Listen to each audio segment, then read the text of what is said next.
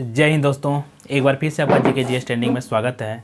आज हम दोस्तों जो हम लोग का बचा हुआ रह गया था दोस्तों शासन व्यवस्थाएं, यानी झारखंड में जो भी जनजातीय शासन व्यवस्थाएं थी दोस्तों, उसमें से कुछ पार्ट हम लोग का बचा रह गया था। ठीक है, जो कि हम लोग करने वाले थे। जैसे कि हम लोग का हो गया था नागवंशी शासन व्यवस्था, पढ़ा शासन व्यवस्था, ठीक है, ढोकला सोहर शासन व्यवस्था। ठीक है, तो इसी तरह से दोस्तों हम लोग का कुछ शासन व्यवस्थाएं अभी बाकी रह गया, तो उसको भी हम लोग करेंगे।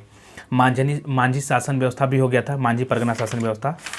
ठीक है, तो मुंडा मानकी शासन व्यवस्था ये भी हो गया था दोस्तों। हम लोग को कुछ अब बचा हुआ था, सिर्फ लास्ट पार्ट है अन्य जातीय शासन व्यवस्था, यानी जो भी थोड़ा थोड़ा जो जातीय की जो शासन व्यवस्थाएं हैं जिससे कि कम प्रश्न बनते हैं, उन सभी को अभी हम लोग कर लेंगे कवर अप। तो हम लोग का जो शासन व्यवस्था से जो होगा संबंधित प्रश्न, वो आज हम लोग का समाप्त हो जाएगा इस वीडियो में। ठीक है, तो आप लोग हमारे साथ बने रहिए, और जो भी दोस्तों हमारे साथ जुड़े हुए हैं, अगर हमारे साथ नए हैं कोई भी आज इस वीडियो पे, तो आप जरूर से जाकर के चैनल को सब्सक्राइब कीजिए, लाइक कीजिए, कमेंट कीजिए और अपने दोस्तों के साथ भी शेयर कीजिए। ठीक है, तो चलिए हम लोग वीडियो स्टार्ट करते हैं अन्य जातीय शासन व्यवस्थाएं से। जो पहला प्रश्न होगा दोस्तों कि लोहरा या फिर लोहार जनजाति की शासन व्यवस्था के संबंध में इनमें से कौन सा कथन सत्य है। ठीक, यानी सही कथन को बताना है। किसके बारे में, कौन सी जनजाति? लोहरा या लोहार। जी हाँ दोस्तों, लोहार या फिर जो लोहरा जनजाति है दोस्तों, उसकी शासन व्यवस्था के संबंध में जो कथन है कि इस जनजाति की कोई संगठित शासन व्यवस्था नहीं होती है। जी हाँ दोस्तों, जो लोहार या फिर जो लोहरा जनजाति है, इसकी कोई भी संगठित, ठीक है, शासन व्यवस्था नहीं होती है। अगला कथन है कि इस जनजाति में जातिगत समस्याओं के निवारण के लिए जाति पंचायत होती है। किसके निवारण के लिए? लोहरा के लिए। जी हाँ, तो जो लोहरा जनजाति है उसमें जातिगत अगर समस्याएं आती हैं, ठीक है, तो उसके निवारण के लिए एक जाति पंचायत होती है। क्या होती है? जाति पंचायत होती है। ठीक है दोस्तों, तो लोहरा या फिर लोहार जनजाति की शासन व्यवस्था में जातिगत समस्याओं के निवारण के लिए एक जाति पंचायत होती है। इसी तरह से अगला कथन है कि इस जनजाति में अंतर ग्रामीण विवादों का दोस्तों, यानी गांव में अगर कोई विवाद होता है, ठीक है, आंतरिक विवाद, ठीक है, तो उसके निपटारे के लिए अंतर ग्रामीण परिषद द्वारा किया जाता है। किसके द्वारा किया जाता है? अंतर ग्रामीण परिषद द्वारा। जी हाँ दोस्तों, अगर गांव में अंतर ग्रामीण अगर कोई भी विवाद होता है तो उसका जो निपटारा होता है अंतर ग्रामीण परिषद के द्वारा किया जाता है। ठीक है, किस जनजाति में?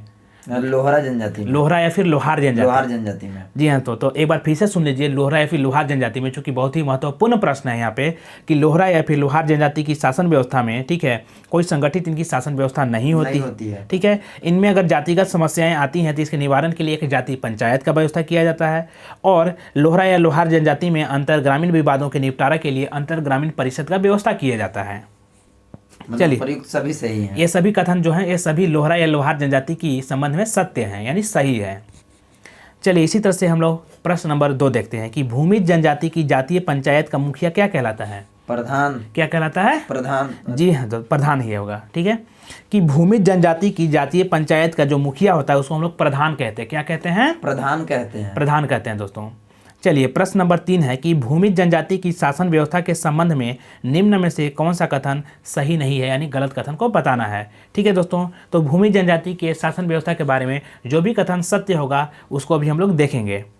देखिए कि भूमिज जनजाति की जो शासन व्यवस्था है उसमें पंचायत के मुखिया का पद क्या होता है? वंशानुगत होता है। क्या होता है? वंशानुगत होता है। जी हाँ दोस्तों, कि भूमिज जनजाति की शासन व्यवस्था के में दोस्तों जो शासन व्यवस्था में जो पंचायत के मुखिया का पद होता है वो वंशानुगत होता है। कैसा होता है? वंशानुगत। ठीक है, और भूमिज जनजाति में पैतृक संपत्ति का बंटवारा भाइयों के बीच बराबर किया जाता है। ठीक है, कैसा किया जाता है? बराबर। किस जनजाति में? भूमिज जनजाति में। ठीक है दोस्तों, और यदि किसी परिवार में भाई न हो तो संपत्ति दोस्तों, संपत्ति पर पुत्री का अधिकार होता है। किसका अधिकार होता है? बेटी का अधिकार होता है, पुत्री का अधिकार होता है। ठीक है, किस जनजाति में?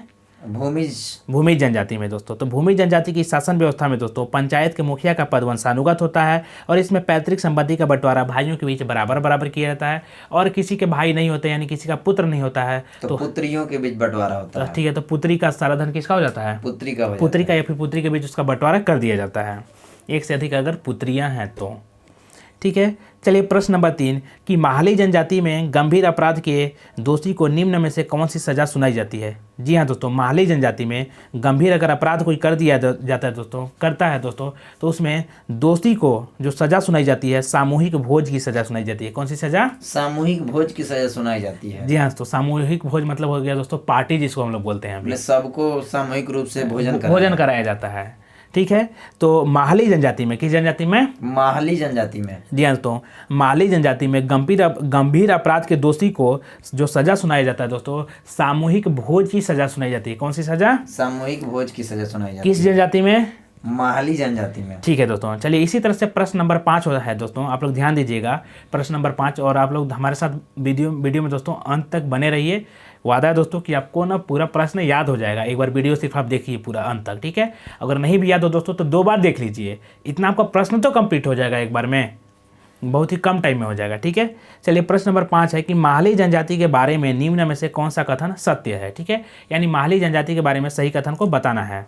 तो दोस्तों अभी हम जो भी कथन पढ़ेंगे वे दोनों कथन सत्य होंगे माहली जनजाति के बारे में। देखिए, माहली जनजाति की कोई संगठित शासन व्यवस्था नहीं है। क्या नहीं है? कोई संगठित शासन व्यवस्था नहीं है। जिस तरह से आप देखे थे दोस्तों कि लोहरा जनजाति की भी कोई संगठित शासन व्यवस्था नहीं थी, उसी तरह माहली की भी कोई संगठित शासन व्यवस्था नहीं है दोस्तों। चलिए और बताइए, देखिए इस जनजाति में यानी माहली जनजाति में आपसी विवादों के निपटारों के लिए गाँव के स्तर पर पंचायत की व्यवस्था की जाती है। किसका व्यवस्था? पंचायत की व्यवस्था की जाती है, ठीक है। माने गांव में अगर कोई विवाद होता है दोस्तों तो उसके निपटारा के लिए किसका व्यवस्था किया जाता है? पंचायत की व्यवस्था की जाती है। जी हाँ दोस्तों, तो माहली जनजाति में दोस्तों कोई संगठित शासन व्यवस्था नहीं होती है, और गांव में दोस्तों आपसी यानी जनजाति है जो है दोस्तों, माने जातियों के बीच आपस में कोई विवाद हो तो उसको निपटारा करने लिए पंचायत की जरूरत होती है, ठीक है। इसी तरह से देखिए प्रश्न नंबर 6 कि माहली पहाड़िया की शासन व्यवस्था में ग्राम पंचायत के प्रधान को क्या कहा जाता है? माझी। क्या कहा जाता है? माझी। जी हाँ दोस्तों, माल पहाड़िया की शासन व्यवस्था में ग्राम पंचायत के प्रधान को मांझी कहा जाता है। क्या कहा जाता है? मांझी कहा जाता है। चलिए इसी तरह से देखिए आप प्रश्न नंबर 7 कि माल पहाड़िया की शासन व्यवस्था में मांझी की सहायता कौन करेगा? तो गोड़ाइत करेगा और दीवान करेगा। कौन करेगा? गोड़ाइल और दीवान दोनों। गोड़ाइत क्या बोलते हैं उसको? गोड़ाइत। जी हाँ दोस्तों, गोड़ाइत, ठीक है। तो माल पहाड़िया की शासन व्यवस्था में मांझी की सहायता करने के लिए गोड़ाइत होता है और दीवान होता है। ये दोनों होते हैं। कौन कौन होते हैं? गोड़ाइत और दीवान। किस जनजाति की शासन व्यवस्था में मांझी की सहायता करने के लिए गोड़ाइत और दीवान का प्रबंधन किया जाता है? माल पहाड़िया। कौन सा? माल पहाड़िया। जी हाँ, तो माल पहाड़िया की शासन व्यवस्था में स्वशासन व्यवस्था में मांझी की सहायता कौन करता है? गोड़ाइत और दीवान। ठीक है दोस्तों, इसी तरह से प्रश्न नंबर 8 कि माल पहाड़िया शासन व्यवस्था में अंतर ग्रामीण पंचायत का मुखिया क्या कहलाता है? सरदार। जी हाँ दोस्तों, याद रखिएगा सरदार कहलाता है। कि माल पहाड़िया शासन व्यवस्था में अंतर ग्रामीण पंचायत का मुखिया सरदार कहलाता है। कौन कहलाता है? सरदार कहलाता है। इसी तरह से देखिए प्रश्न नंबर 9 कि सौरिया पहाड़िया जनजाति की स्वशासन व्यवस्था में ग्राम प्रधान को क्या कहा जाता है? माझी। जी हाँ दोस्तों, सौरिया पहाड़िया जनजाति की स्वशासन व्यवस्था में ग्राम पंचायत को क्या कहा जाता है? माझी कहा जाता है। ग्राम पंचायत नहीं, सॉरी, ग्राम प्रधान को मांझी कहा जाता है। चलिए प्रश्न नंबर 10 देखिए कि सौरिया पहाड़िया जनजाति की स्वशासन व्यवस्था में ग्रामीण झगड़ों का निपटारा कौन करता है? तो मांझी करता है। कौन करता है? मांझी। जी दोस्तों, सौरिया पहाड़िया जनजाति की स्वशासन व्यवस्था में ग्रामीण झगड़ों का निपटारा मांझी करता है। चलिए प्रश्न नंबर 11 देखिए कि सौरिया पहाड़िया जनजाति की स्वशासन व्यवस्था में धार्मिक क्रियाकलापों का संपादन कौन करता है? तो मांझी करता है। कौन करेगा? मांझी। जी हाँ दोस्तों, सौरिया पहाड़िया जनजाति की स्वशासन व्यवस्था में धार्मिक क्रियाकलापों का जो संपादन करेगा वो मांझी करेगा। कौन करेगा? मांझी। चलिए प्रश्न नंबर 12 कि सौरिया पहाड़िया जनजाति की स्वशासन व्यवस्था में मांझी के कार्यों में उसकी सहायता कौन करेगा? गोड़ाइत। जी हाँ दोस्तों, गोड़ाइत करेगा। मतलब कि सौरिया पहाड़िया जनजाति की स्वशासन व्यवस्था में मांझी की कार्यों में उसकी सहायता गोड़ाइत करेगा। चलिए क्वेश्चन नंबर 13 कि सौरिया पहाड़िया जनजाति की स्वशासन व्यवस्था में कितने गांवों पर एक नायक की व्यवस्था की जाती है? 15 से 20 गाँव। जी हाँ दोस्तों, सौरिया पहाड़िया जनजाति की स्वशासन व्यवस्था में 15 से 20 गांवों पर एक नायक की व्यवस्था की जाती है। किसकी व्यवस्था की जाती है? नायक की व्यवस्था की जाती है। कितने गांवों पर? 15 से 20 गांवों पर। कौन सी जनजाति में? सौरिया पहाड़ी में। जी हाँ दोस्तों, सौरिया पहाड़िया जनजाति में स्वशासन व्यवस्था में दोस्तों 15 से 20 गांवों पर एक नायक की व्यवस्था की जाती है।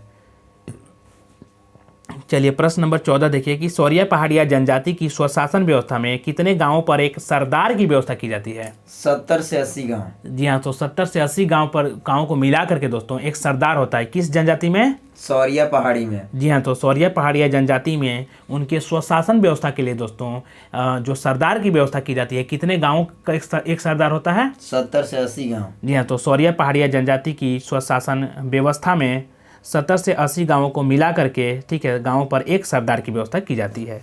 चलिए प्रश्न नंबर 15 कि सौरिया पहाड़िया जनजाति की स्वशासन व्यवस्था में अंतर ग्रामीण विवादों का निपटारा किसके द्वारा किया जाता है?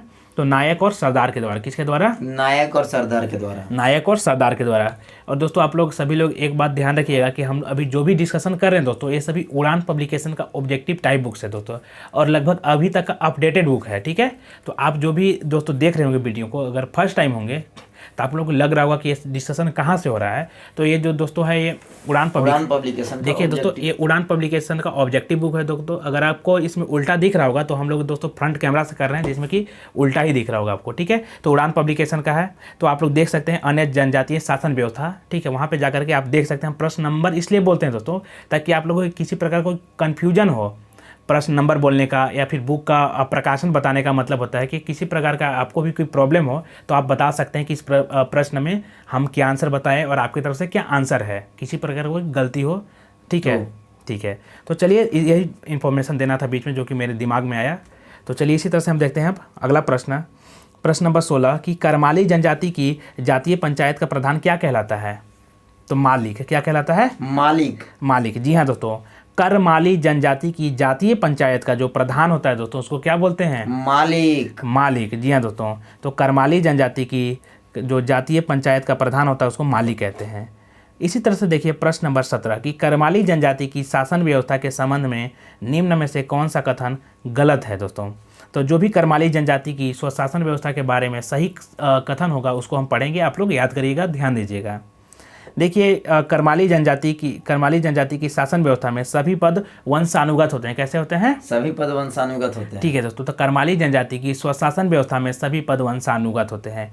अगला कथन है कि करमाली जनजाति की जो शासन व्यवस्था है दोस्तों उसमें कोई भी व्यवस्थित राजनीतिक संगठन नहीं पाया जाता है। किस जनजाति में? करमाली जनजाति में। जी हाँ दोस्तों, करमाली जनजाति में स्वशासन व्यवस्था के लिए कोई भी व्यवस्थित राजनीतिक संगठन नहीं होता है, ठीक है। और करमाली जनजाति की जो स्वशासन व्यवस्था है उसमें ग्राम प्रधान का पद वंशानुगत होता है। कैसा होता है? वंशानुगत होता है। इसमें पहले भी बोल दिया कि इस मतलब करमाली जनजाति की दोस्तों स्वशासन व्यवस्था में सभी पद वंशानुगत होते हैं। तो जो इसमें ग्राम प्रधान का पद भी दोस्तों वो भी वंशानुगत है, वंशानुगत ही होगा, ठीक है। तो सभी जो भी कथन बताए वो सभी सत्य है। किसके संदर्भ में? करमाली के संदर्भ में। जी हाँ, तो करमाली जनजाति के संदर्भ में अभी मेरे द्वारा बोले गए सभी कथन सत्य है, ठीक है। चलिए प्रश्न नंबर 18 बताइएगा कि करमाली जनजाति की स्वशासन व्यवस्था में परगना स्तर पर पाई जाने वाली पंचायत को क्या कहा जाता है? संत गवैया। क्या कहा जाता है? संत गवैया। जी हाँ दोस्तों, करमाली जनजाति की स्वशासन व्यवस्था में परगना स्तर पर पाई जाने वाली पंचायत को संत गवैया कहते हैं। क्या कहते हैं? संत गवैया। चलिए प्रश्न नंबर 29 का आंसर करिएगा दोस्तों कि करमाली जनजाति की स्वशासन व्यवस्था में अंतर ग्रामीण विवादों का निपटारा किसके द्वारा किया जाता है? संत गवैया के द्वारा। जी हाँ दोस्तों, करमाली जनजाति की स्वशासन व्यवस्था में अंतर ग्रामीण विवादों का जो निपटारा किया जाता है वह संत गवैया के द्वारा किया जाता है। चलिए याद रखिएगा। चलिए प्रश्न नंबर 20 है कि करमाली जनजाति की शासन व्यवस्था में 20 से 22 गांवों पर निर्मित पंचायत को क्या कहा जाता है? बाईसी। क्या कहा जाता है? बाईसी। जी हाँ दोस्तों, करमाली जनजाति की शासन व्यवस्था में 20 से 22 गांवों पर निर्मित पंचायत को बाईसी कहा जाता है। क्या कहा जाता है? बाईसी कहा जाता है। चलिए इसी तरह से प्रश्न नंबर 21 देखिए कि करमाली जनजाति की स्वशासन व्यवस्था में पंचायत के बैठक की सूचना गाँव के लोगों तक पहुँचाने का कार्य कौन करेगा? गुड़ाइत। जी हाँ दोस्तों, करमाली जनजाति की जो स्वशासन व्यवस्था है उसमें पंचायत के बैठक जो होती है दोस्तों उसकी सूचना गाँव के जन तक, गाँव के लोगों तक पहुंचाने का कार्य गौड़ाइत के द्वारा किया जाता है। किसके द्वारा किया जाएगा? गौड़ाइत के द्वारा किया जाता है। इसी तरह से देखिए प्रश्न नंबर 22 की परहिया यानी पहाड़िया जनजाति की जाति पंचायत को किस नाम से जाना जाता है? महतो नहीं, भैयारी या फिर जाति गोट। क्या बोला जाता है? भैयारी या जाति गोट। जी हाँ दोस्तों, भैयारी या जाति गोट। तो किस जनजाति का? परहिया या फिर पढ़ैया, इसी को बोला जाता है, ठीक है, कि पढ़ैया जनजाति की जाति पंचायत को भैयारी या फिर जाति गोट कहा जाता है, ठीक है। चलिए प्रश्न नंबर 23 देखिए कि परहिया जनजाति की स्वशासन व्यवस्था में ग्राम पंचायत के मुखिया को क्या कहा जाता है? महतो। जी हाँ, तो परहिया जनजाति की स्वशासन व्यवस्था में ग्राम पंचायत के मुखिया को महतो कहा जाता है। इसी तरह से प्रश्न नंबर 24 देखिए कि परहिया जनजाति की स्वशासन व्यवस्था में महतो का सहायक क्या कहलाता है? महतो का जो सहायक होता है दोस्तों उसको बोलते हैं कहतो या खतो। क्या कहते हैं? कहतो या खतो। कहतो या खतो। चलिए प्रश्न नंबर 25 देखिए आप लोग कि परहिया जनजाति की स्वशासन व्यवस्था में 8 से 10 गांवों से मिलकर बनी अंतर ग्रामीण पंचायत को क्या कहा जाता है? कारा भैयारी। जी हाँ दोस्तों, परहिया जनजाति की स्वशासन व्यवस्था में 8 से 10 गांवों से मिलकर बनी अंतर ग्रामीण पंचायत को कारा या फिर भैयारी, कारा भैयारी कहते हैं। क्या कहते हैं? कारा भैयारी।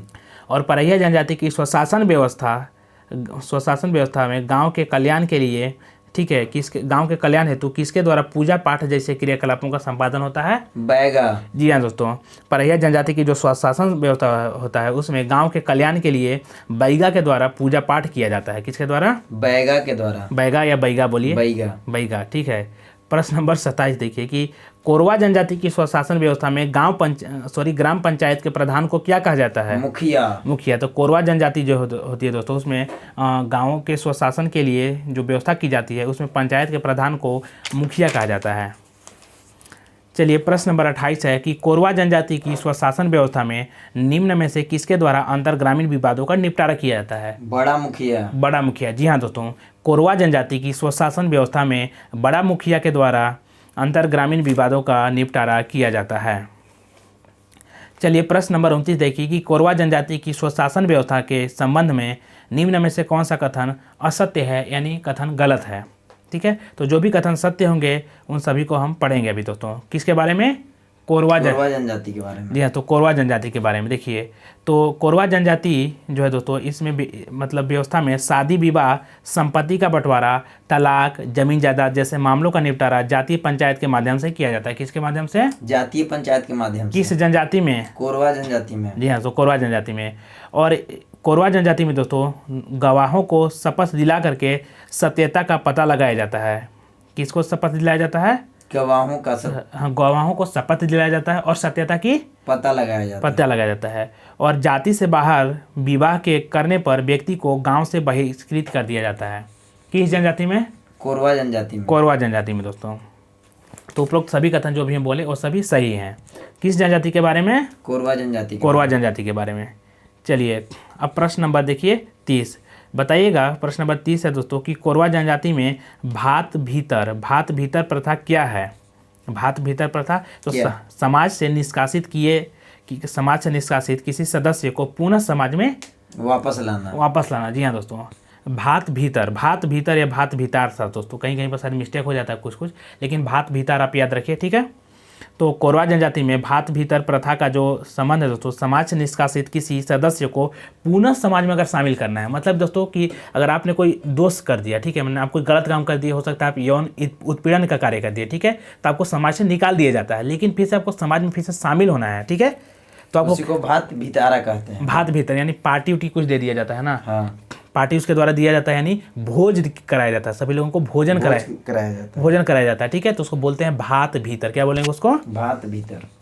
चलिए इसी तरह से आप देखिए प्रश्न नंबर 31 की असुर जनजाति की शासन व्यवस्था के संबंध में निम्न में से कौन सा कथन सत्य है? किस जनजाति के संबंध में? असुर। जी हाँ दोस्तों, तो इस जनजाति की पंचायत व्यवस्था में महतो, बैगा, पुजारी तथा गोड़ाइत प्रमुख अधिकारी होते हैं। किस जनजाति में? असुर जनजाति में। जी हाँ, तो असुर जनजाति में जो प्रमुख होते हैं वे होते हैं पंचायत में जो प्रमुख होते हैं दोस्तों, महतो होते हैं, बैगा होते हैं, पुजारी होते हैं, ठीक है, और गोड़ाइत होते हैं। ये सभी प्रमुख अधिकारी होते हैं किस शासन व्यवस्था में? असुर जनजाति की शासन व्यवस्था में। इसी तरह से आप देखिएगा कि असुर पंचायत में गांव के सभी वयस्क पुरुष सदस्य भाग लेते हैं। किस जनजाति में? असुर जनजाति में। ठीक है दोस्तों, तो असुर जनजाति के जो होता है पंचायत, उसमें गांव के सभी वयस्क पुरुष सदस्य भाग लेते हैं।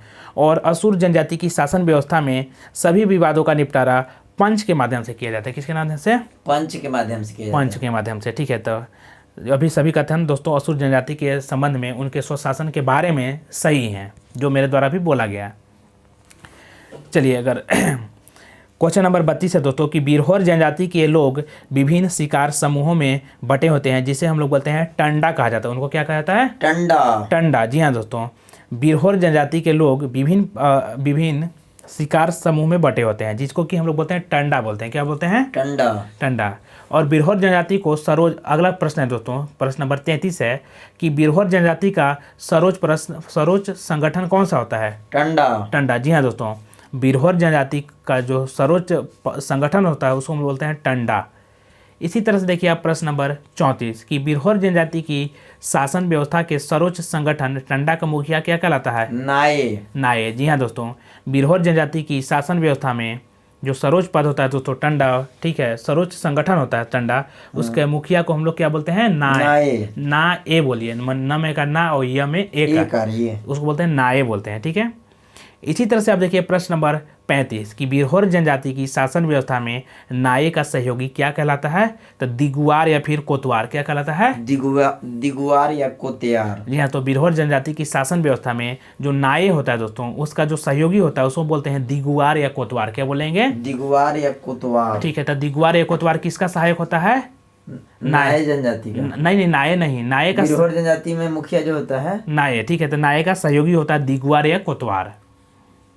चलिए प्रश्न नंबर 36 देखिए कि बिरजिया जनजाति की शासन व्यवस्था के संबंध में निम्न में से कौन सा कथन गलत है, यानी कथन असत्य है? ठीक है, किसमें? बिरजिया जनजाति की स्वशासन व्यवस्था के बारे में है।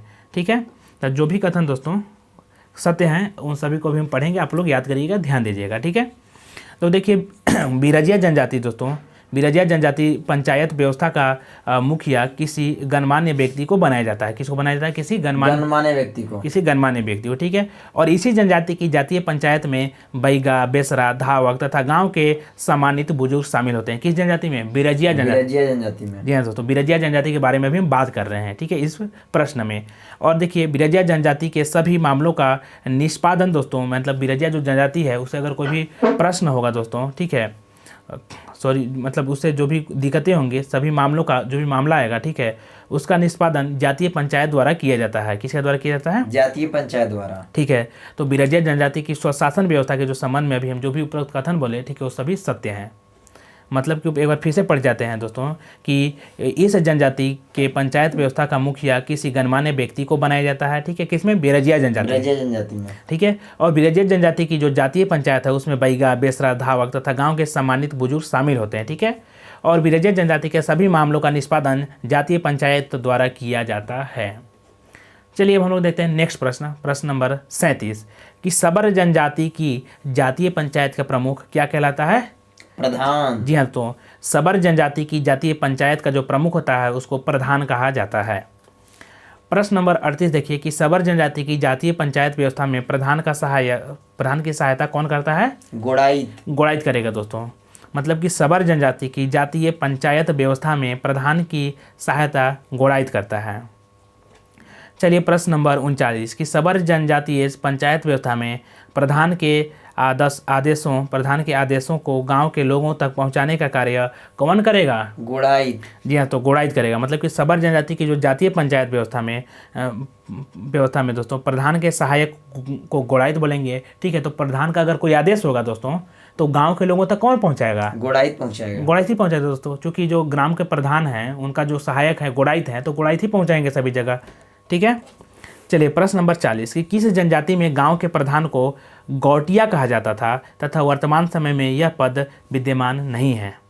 खोंड। कौन सा? खोंड। जी हाँ, तो खोंड जनजाति में गांव के प्रधान को गौटिया कहा जाता था। किस जनजाति में? खोंड जनजाति में दोस्तों। तो खोंड जनजाति में गांव के प्रधान को गौटिया कहा जाता था, लेकिन अभी यह जो वर्तमान समय में जो यह पद है विद्यमान नहीं है दोस्तों। चलिए प्रश्न नंबर 41 कि खोंड जनजाति की शासन व्यवस्था में गांव के सभी विवादों का समाधान किसके द्वारा किया जाता है? गौटिया के द्वारा। जी हाँ दोस्तों, खोंड जनजाति की शासन व्यवस्था में गांव के सभी विवादों का समाधान गौटिया के द्वारा किया जाता है। चलिए प्रश्न नंबर 42 देखिए कि बथुड़ी जनजाति की परंपरागत पंचायत व्यवस्था का प्रधान क्या कहलाता है? दोहर। क्या कहलाता है? दोहर। जी हाँ, तो बथुड़ी जनजाति की परंपरागत पंचायत व्यवस्था का प्रधान दोहर कहलाता है। ठीक है, इसी तरह से देखिए प्रश्न नंबर 43 कि बथुड़ी जनजाति की परंपरागत पंचायत व्यवस्था के संबंध में निम्न में से कौन सा कथन असत्य है, यानी कौन सा कथन गलत है दोस्तों। तो जो भी कथन हम बताएंगे बथुड़ी जनजाति के संबंध में उनकी परंपरागत पंचायत व्यवस्था के बारे में दोस्तों, वो सभी कथन सत्य होंगे। तो देखिए बथुड़ी जनजाति की परंपरागत जो पंचायत व्यवस्था है दोस्तों, उसमें ग्राम पंचायत के प्रधान का पद जो होता है वंशानुगत होता है। कैसा होता है? वंशानुगत होता है, ठीक है। और बथुड़ी जनजाति की परंपरागत पंचायत व्यवस्था में दोस्तों अंतर ग्रामीण पंचायत का मुखिया प्रधान कहलाता है। क्या कहलाता है? प्रधान, ठीक है। और बथुड़ी जनजाति की परंपरागत पंचायत व्यवस्था में दोस्तों सगोत्र विवाह को अपराध माना जाता है। कौन सा विवाह को? सगोत्र विवाह को अपराध माना जाता है, ठीक है। तो भी सभी कथन जो है सत्य हैं दोस्तों। चलिए प्रश्न नंबर 44 की किसान जनजाति की शासन व्यवस्था के संबंध में निम्न में से कौन सा कथन सत्य है? किसके बारे में? किसान जनजाति, ठीक है दोस्तों। तो किसान जनजाति में पंचायत की बैठक बुलाने वाले व्यक्ति को ही पंचायत के संचालन का सारा खर्च वहन करना पड़ता है। किसको क्या करना पड़ता है? जो बुलाता है उसी को सारा खर्च वहन करना पड़ता है। किस जनजाति में? किसान जनजाति में। जी हाँ, तो किसान जनजाति में पंचायत की बैठक बुलाने वाले व्यक्ति को ही पंचायत के संचालन का सारा खर्च देना पड़ता है। चलिए देखिए बंजारा जनजाति के बारे में देखते हैं, ठीक है। तो बंजारा जनजाति की जो शासन व्यवस्था के संबंध में जो भी कथन दोस्तों सत्य हैं उसको आप लोग देखिएगा बंजारा जनजाति के बारे में, ठीक है। बंजारा जनजाति में कोई व्यवस्थित स्वशासन प्रणाली नहीं पाई जाती है, ठीक है। किस जनजाति में? बंजारा जनजाति में, ठीक है। और इस जनजाति के में गांवों की समस्याओं का निराकरण एक सामुदायिक परिषद द्वारा किया जाता है। किसके द्वारा? सामुदायिक परिषद द्वारा। और ग्रामीण समस्याओं के निराकरण के लिए गठित सामुदायिक परिषद का प्रधान नायक कहलाता है। क्या कहलाता है? नायक कहलाता है। जी हाँ दोस्तों, बंजारा जनजाति के बारे में दोस्तों हम लोग पढ़ते हैं कि बंजारा जनजाति में कोई व्यवस्थित स्वशासन प्रणाली नहीं होती है और बंजारा जनजाति में गांव की समस्याओं का निराकरण एक सामुदायिक परिषद के द्वारा किया जाता है। और बंजारा जनजाति में समस्याओं के निराकरण हेतु गठित सामुदायिक परिषद का जो प्रमुख होता है उसको बोलते हैं नायक। क्या बोलें उसको? नायक, ठीक है। चलिए प्रश्न नंबर 46 देखिए कि मादी तथा गदी नामक पद किस जनजाति की शासन व्यवस्था में पाई जाती है? बिंझिया। किसमें? बिंझिया। जी हाँ दोस्तों, याद रख सकते हैं मादी तथा गदी। ये प्रश्न बहुत ही महत्वपूर्ण है दोस्तों। मादी तथा गदी नामक पद जो है दोस्तों वो बिंझिया जनजाति की शासन व्यवस्था में पाई जाती है। किस जनजाति की शासन व्यवस्था में? बिंझिया जाति की शासन व्यवस्था में दोस्तों मादी तथा गदी नामक पद पाई जाती है। चलिए प्रश्न नंबर 47 देखिए कि बिंझिया जनजाति की शासन व्यवस्था में प्रत्येक घर के प्रतिनिधि सदस्य मिलकर एक प्रतिनिधि समिति का गठन करते हैं और इस प्रतिनिधि सदन का जो प्रमुख होता है दोस्तों उसको बोलते हैं करटाह। क्या बोलेंगे उसको? करटाह, ठीक है दोस्तों, उसको बोलेंगे करटाह। तो बिंझिया जनजाति की शासन व्यवस्था में प्रत्येक घर के प्रतिनिधि सदस्य मिलकर एक प्रतिनिधि समिति का गठन करते हैं और इस प्रतिनिधि सदन का जो प्रमुख होता है उसको बोलते हैं करटाह। क्या बोलेंगे? करटाह। चलिए प्रश्न नंबर 48 कि बिंझिया जनजाति की शासन व्यवस्था में गांव से जुड़े किसी भी मामले का निराकरण कौन करता है? करटाह। कौन करेगा? करटाह। जी हाँ दोस्तों, बिंझिया जनजाति की शासन व्यवस्था में गांव से जुड़े किसी भी मामले का निराकरण करटाह करेगा। प्रश्न नंबर 49 कि बिंझिया जनजाति के संबंध में निम्न में से कौन सा कथन असत्य है? ठीक है, तो बिंझिया जनजाति के बारे में जो भी सही कथन होंगे यानी बिंझिया जनजाति के बारे में जो भी कुछ पॉइंट बनेंगे दोस्तों उसको अभी आप सुनिए, ठीक है। कि देखिए बिंझिया जनजाति में गांव से बहिष्कृत किसी व्यक्ति द्वारा सामूहिक भोज दिए जाने पर उसे पुनः समाज में शामिल कर दिया जाता है दोस्तों। किस जनजाति में? बिंझिया जनजाति में। बिंझिया जनजाति में दोस्तों। चलिए ठीक है, और आगे देखिए कि बिंझिया जनजाति, ठीक है ना। चलिए तो एक ही कथन सत्य होगा दोस्तों इसके बारे में कि बिंझिया जनजाति में अगर कोई भी गांव से बाहर चला जाता है, मतलब गांव से बाहर उसको गांव समाज उसको बहिष्कृत कर दिया जाता है, समाज से उसको बाहर निकाल दिया जाता है, अगर उसको फिर से समाज में शामिल करना है पुनः, ठीक है, तो उसको फिर से क्या करना पड़ेगा? भोज कराना पड़ेगा, मतलब पार्टी देना पड़ेगा उसको, ठीक है। अब देखिए गोंड, प्रश्न नंबर 50 है दोस्तों। प्रश्न नंबर 50 सुनिएगा कि गोंड जनजाति में जातीय पंचायत का मुखिया क्या कहलाता है? बैगा। जी हाँ, तो गोंड जनजाति में जातीय पंचायत का जो मुखिया होता है उसको बैगा बोलते हैं। किस जनजाति में? गोंड जनजाति में। ठीक है दोस्तों, चलिए प्रश्न नंबर 51 देखिए। प्रश्न नंबर 51 की गोंड जनजाति में बैगा को किस नाम से भी जाना जाता है? सयाना। किस नाम से? सयाना। जी हाँ, तो गोंड जनजाति में बैगा को सयाना के नाम से जाना जाता है। चलिए प्रश्न नंबर 52 की गोंड जनजाति के संबंध में निम्न में से कौन सा कथन सत्य है? ठीक है, यानी गोंड जनजाति से जो भी कुछ इन्फॉर्मेशन है दोस्तों आप लोग सुनिएगा, ठीक है। कि इस जनजाति में गांव के सभी विवादों का निपटारा जातीय पंचायत द्वारा किया जाता है। किसके द्वारा किया जाता है? जातीय पंचायत द्वारा किया जाता है। जी हाँ, तो गोंड जनजाति में दोस्तों गांव के सभी विवादों का निपटारा जातीय पंचायत के द्वारा किया जाता है। ठीक है, और गोंड जनजाति में पंचायत द्वारा दिए गए फैसले की अवहेलना करने पर व्यक्ति को समाज से बहिष्कृत कर दिया जाता है। ठीक है, और गोंड जनजाति में समाज से बहिष्कृत व्यक्ति को क्षमा मांगने तथा जाति भोज देने पर पुनः समाज में शामिल कर दिया जाता है। दोस्तों मतलब आप एक चीज़ देख रहे होंगे दोस्तों कि अगर कोई भी जो जनजाति है, अगर उनको समाज से बहिष्कृत कर दिया जाता है और पुनः समाज में शामिल कर दिया जाता होता है तो उनको क्या करना पड़ता है? भोज कराना पड़ता है। भोज कराना पड़ता है दोस्तों। तो कहीं पे भात भितार के नाम से जाना जाता है, कहीं पर भोज के नाम से जाना जाता है। ठीक है, अलग अलग नाम से जाना जाता है, मतलब कि फाइनली उनको पार्टी देना होता है, उनको भोज कराना होता है। चलिए देखिए, अब हम प्रश्न नंबर 53 देखते हैं कि चेरो जनजाति की स्वशासन व्यवस्था के संबंध में निम्न में से कौन सा कथन असत्य है। ठीक है, चेरो जनजाति के स्वशासन व्यवस्था के बारे में। ठीक है, तो चेरो जाति के स्वशासन व्यवस्था के बारे में जो भी इन्फॉर्मेशन होंगे, जो भी सही कथन होंगे, उसको भी हम पढ़ेंगे और आप लोग देखिएगा और सुनिएगा और याद करिएगा। ठीक है, देखिए, चेरो जनजाति में गाँव, अंचल तथा जिला स्तर पर पंचायत की व्यवस्था पाई जाती है। किस स्तर पर? गांव पर, अंचल तथा जिला स्तर पर। अंचल मैंने आपका प्रखंड हो गया दोस्तों। और देखिए, पंचायत के निर्णय का उल्लंघन करने पर दोषी को जाति एवं समाज से बहिष्कृत कर दिया जाता है। ठीक है, तो ये दोनों कथन सत्य है। किस जनजाति के बारे में? चेरो जनजाति के बारे में। जी हाँ, तो चेरो जनजाति की स्वशासन व्यवस्था के बारे में ये कथन है दोस्तों कि इस जाति में गाँव, अंचल तथा जिला स्तर पर पंचायत की व्यवस्था पाई जाती है। और चेरो जनजाति में पंचायत के निर्णय का उल्लंघन करने पर, किसका निर्णय के उल्लंघन करने पर? पंचायत का उल्लंघन करने पर। ठीक है, तो पंचायत के निर्णय का उल्लंघन करने पर दोषी को जाति से और समाज से बहिष्कृत कर दिया जाता है। देखिएगा दोस्तों, प्रश्न नंबर 54 है कि चेरो जनजाति में गांव के स्तर पर गठित पंचायत के प्रधान को क्या कहा जाता है? मुखिया। क्या कहा जाता है? मुखिया। जी हाँ दोस्तों, चेरो जनजाति में गांव के स्तर पर गठित पंचायत के प्रधान को मुखिया कहा जाता है। चलिए, प्रश्न नंबर 55 है कि चेरो जनजाति में अंचल के स्तर पर गठित पंचायत के प्रधान को क्या कहा जाता है? सभापति। क्या कहा जाता है? मुखिया। नहीं, उसको हम लोग बोलेंगे सरपंच बोलेंगे उसको शायद सरपंच। एक बार आप लोग को किसी को भी इसका आंसर सही पता होगा तो आप लोग कमेंट करके बता दीजिएगा इसका आंसर कि चेरो जनजाति में अंचल के स्तर पर गठित पंचायत के प्रधान को क्या कहा जाता है। आप लोगों से किसी को इसका आंसर पता होगा तो आप लोग बताइएगा। ठीक है, पंचायत के प्रधान को मुखिया कहेंगे। क्या बोलेंगे? मुखिया। गांव के स्तर पर गठित पंचायत के प्रधान को क्या बोलेंगे? मुखिया। और चेरो अंचल के स्तर पर अंचल के स्तर पर, ठीक है, गठित पंचायत के प्रधान को अंचल के स्तर पर भी मुखिया कहेंगे या क्या कहेंगे, इसमें थोड़ा सा कन्फ्यूजन है। चलिए, प्रश्न नंबर 56 देखिए कि चेरो जनजाति में जिला स्तर पर गठित पंचायत के प्रधान को क्या कहा जाता है? सभापति। जी हाँ, तो चेरो जनजाति में जिला स्तर पर जो गठित किया जाता है, जिला स्तर पर जो गठित किया जाता है पंचायत के प्रधान को, उसको हम लोग बोलते हैं सभापति। चलिए, क्वेश्चन नंबर 57 की चीक बड़ाई जनजाति की शासन व्यवस्था में अंतर ग्रामीण पंचायत का प्रमुख क्या कहलाता है? राजा। क्या कहलाएगा? राजा। जी हाँ, तो चीक बड़ाई की जनजाति की शासन व्यवस्था में अंतर ग्रामीण पंचायत का जो प्रमुख होता है उसको राजा कहते हैं।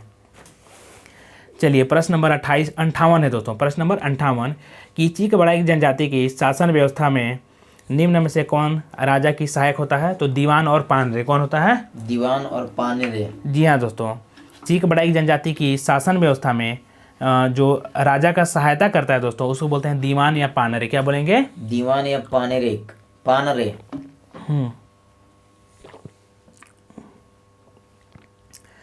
चलिए देखिए, प्रश्न नंबर 59 कि चीक बड़ाई जनजाति की शासन व्यवस्था के संबंध में निम्न में से कौन सा कथन असत्य है? ठीक है, यानी चीक बड़ाई के जो जनजाति है उसके जो शासन व्यवस्था है उसके बारे में जो भी इन्फॉर्मेशन होंगे, जो भी सही कथन होंगे उसको पढ़ेंगे हम। ठीक है, देखिए, इस जनजाति में कोई व्यवस्थित स्वशासन प्रणाली विद्यमान नहीं होती है। किस जनजाति में? चीक बड़ाई। जी हाँ, तो चीक बड़ाई की जनजाति की शासन व्यवस्था में दोस्तों, ठीक है, जनजाति में कोई भी व्यवस्थित स्वशासन की प्रणाली विद्यमान नहीं है दोस्तों। और देखिए, चीक बड़ाई जनजाति की जो शासन व्यवस्था है उसमें सभी जो पद होते हैं वो कैसे होते हैं? वंशानुगत होते हैं। कैसे होते हैं? वंशानुगत होते हैं। जी हाँ, तो चीक बड़ाई की जो शासन व्यवस्था होती है और उसमें जो भी पद होंगे दोस्तों वे सभी वंशानुगत होंगे। ठीक है, और चीक बड़ाई की जनजाति में सभी विवादों का निपटारा अंतर ग्रामीण पंचायत के द्वारा किया जाता है। किसके द्वारा किया जाता है? अंतर ग्रामीण पंचायत के द्वारा किया जाता है। ठीक है, चलिए प्रश्न नंबर 60 कि बेदिया जनजाति में गांव स्तर पर निर्मित पंचायत का मुखिया क्या कहलाता है? प्रधान या फिर महतो? क्या कहलाता है? प्रधान या महतो दोनों। दोनों, प्रधान भी बोलिए उनको, महतो भी बोलिए, बात बराबर है। ठीक है, तो बेदिया जनजाति में गांव स्तर पर निर्मित पंचायत का जो मुखिया होता है उसको बोलते हैं प्रधान या महतो। चलिए प्रश्न नंबर 61 देखिए कि बेदिया जनजाति में संपूर्ण समाज के स्तर पर अवस्थित पंचायत का प्रमुख क्या कहलाता है? परगनायत। परगनायत। क्या कहलाता है? परगनायत। जी हाँ, तो बेदिया जनजाति में संपूर्ण समाज के स्तर पर अवस्थित पंचायत का प्रमुख परगनायत कहलाता है। चलिए प्रश्न नंबर 62 कि बेदिया जनजाति में कई गांवों को आपस में मिलाकर अंतर ग्रामीण पंचायत का गठन किया जाता है। इसके मुखिया को किस नाम से जाना जाता है? सरकार। जी हाँ दोस्तों, सरकार इसको बोला जाता है। मतलब कि बेदिया जनजाति में कई गांवों को आपस में मिला करके अंतर ग्रामीण पंचायत का गठन किया जाता है और इसके जो मुखिया हैं उनको सरकार के नाम से जाना जाता है। किस नाम से? सरकार के नाम से। किस जनजाति में? बेदिया। ठीक है दोस्तों, चलिए प्रश्न नंबर 63 देखिए कि बेदिया जनजाति की शासन व्यवस्था में मुखिया का सहयोगी को किस नाम से जाना जाता है? गुड़ाइत। गुड़ाइत या फिर गड़ौत। क्या बोला जाता है? गुड़ाइत या गड़ौत। जी हाँ दोस्तों, बेदिया जनजाति की शासन व्यवस्था में मुखिया का सहयोगी को बोलते हैं गुड़ाइत या फिर गड़ौत। चलिए प्रश्न नंबर 64 देखिए कि कोरा जनजाति की शासन व्यवस्था में ग्राम प्रधान को किस नाम से जाना जाता है? महतो। जी हाँ, तो कोरा जो जनजाति है उसमें उसके शासन व्यवस्था में जो गांव के प्रधान होते हैं उनको क्या बोलते हैं? महतो। महतो बोलते हैं दोस्तों। किस जनजाति में? कोरा जनजाति। कोरा। ठीक है, और देखिए कोरा जनजाति में महतो की सहायता के लिए निम्न में से कौन होते हैं? तो प्रामाणिक होते हैं या फिर जोग मांझी होते हैं। कौन होते हैं? प्रामाणिक या जोग मांझी। जी हाँ, तो कोरा जनजाति में महतो की सहायता के लिए प्रामाणिक होते हैं या फिर जोग मांझी होते हैं। जोग मांझी होते हैं। चलिए प्रश्न नंबर 66 देखिए कि गोड़ाइत जनजाति की शासन व्यवस्था के संबंध में निम्न में से कौन सा कथन सत्य है दोस्तों? यानी जो भी कथन सत्य होंगे उसको भी हम लोग पढ़ेंगे। किस जनजाति के संबंध में? गोड़ाइत।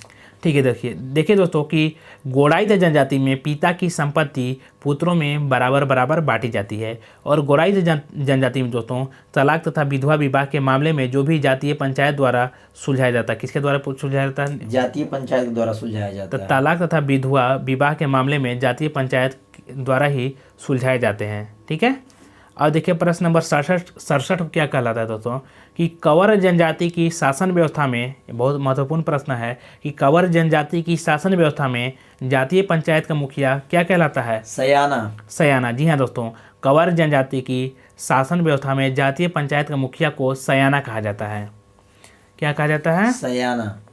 चलिए प्रश्न नंबर 68 कि कंवर जनजाति की शासन व्यवस्था में ग्राम पंचायत का प्रमुख क्या कहलाता है? पटेल। पटेल। जी हाँ दोस्तों, कंवर जनजाति की शासन व्यवस्था में ग्राम पंचायत का प्रमुख पटेल कहलाता है। चलिए प्रश्न नंबर 69 कि कोल जनजाति की शासन व्यवस्था में ग्राम पंचायत का मुखिया क्या कहलाता है? मांझी। मांझी। जी हाँ दोस्तों, कोल जनजाति की शासन व्यवस्था में ग्राम पंचायत का जो मुखिया होता है उसको मांझी कहा जाता है। चलिए प्रश्न नंबर 70 देखिए कि खरवार जनजाति की शासन व्यवस्था में जातीय पंचायत का मुखिया क्या कहलाता है? मुखिया। मुखिया। जी हाँ दोस्तों, खरवार जनजाति की शासन व्यवस्था में जो जातीय पंचायत का मुखिया होता है, ठीक है, यानी पूरे जनजाति का, ठीक है, पूरे जनजाति का, ठीक है, उसका जो मुखिया होता है उसको हम लोग क्या बोलेंगे? मुखिया। मुखिया के ही नाम से उनको भी जाना जाता है। ठीक है, चलिए प्रश्न नंबर 71 देखिए कि खरवार जनजाति में विभिन्न गांवों को मिला करके अंतर ग्रामीण पंचायत का निर्माण किया जाता है। इस संबंध में निम्न में से कौन सा कथन असत्य है? यानी देखिए खरवार जनजाति में जो विभिन्न गांवों को मिला करके अंतर ग्रामीण पंचायत का निर्माण किया जाता है दोस्तों, उसके बारे में देखिए 4 गांवों की पंचायत को चिट्टी कहा जाता है। क्या कहा जाता है? चट्टी। सॉरी, चट्टी कहा जाता है। क्या कहता है? चट्टी कहा जाता है। जी हाँ, तो खरवार जो जनजाति होता है उसमें 4 गांवों की पंचायत को चट्टी कहा जाता है। 4 गांवों की पंचायत को चट्टी कहा जाता है। चट्टी कहा जाता है दोस्तों, और 5 गांवों की पंचायत को पचौरा कहा जाता है। क्या कहा जाता है? पचौरा। 4 गांवों की पंचायत को चट्टी। 4 गांवों की पंचायत को चट्टी कहा जाता है, 5 गांवों की पंचायत को पचौरा। ये सभी हम किस जनजाति के बारे में पढ़ रहे हैं? खरवार जनजाति। ठीक है, और 7 गांवों की पंचायत को सतौरा कहा जाता है। क्या कहा जाता है? सतौरा। जी हाँ दोस्तों, याद रखिए 4 गांवों की पंचायत को चट्टी कहा जाता है, 5 गांवों की पंचायत को पचौरा कहा जाता है और 7 गांवों की पंचायत को सतौरा कहा जाता है। चलिए प्रश्न नंबर 72 देखिए कि बैगा जनजाति की शासन व्यवस्था में जातीय पंचायत का प्रमुख मुकद्दम कहलाता है। क्या कहलाता है? मुकद्दम। किस जनजाति में? जातीय। बैगा जनजाति में। बैगा जनजाति। तो बैगा जनजाति की शासन व्यवस्था में जातीय पंचायत का प्रमुख मुकद्दम कहलाता है। और देखिए प्रश्न नंबर 73 कि बैगा जनजाति की शासन व्यवस्था में मुकद्दम की सहायता के लिए कौन होता है? तो सयाना और सीख। जी हाँ दोस्तों, बैगा जनजाति की शासन व्यवस्था में मुकद्दम का जो सहायक होता है दोस्तों, जो उनकी सहायता करता है, उसको बोलते हैं सयाना या सीख। क्या बोलेंगे? सयाना या सीख। चलिए प्रश्न नंबर 74 देखिए कि बैगा जनजाति की शासन व्यवस्था में पंचायत के फैसले को ग्रामीणों तक पहुंचाने वाले संदेहवाहक को क्या कहा जाता है? चारीदार। क्या कहा जाता है? चारीदार। चलिए चारीदार। तो आज के सेशन का दोस्तों हम लोग का जो प्रश्न है वो समाप्त होता है, और आप इसी तरह से हमारे साथ बने रहिए और झारखंड के जीके जीएस को पढ़ने के लिए, या फिर अन्य जो भी जीके जीएस है दोस्तों, उन सभी को प्रश्नों को। ठीक है, तो आपको सेशन कैसा लगा और आपका कुछ सुझाव होगा दोस्तों हमारे लिए, तो आप ज़रूर कमेंट करके हमको बताइएगा। ठीक है, और तो आज का सेशन हम समाप्त करते हैं। जय हिंद, जय भारत।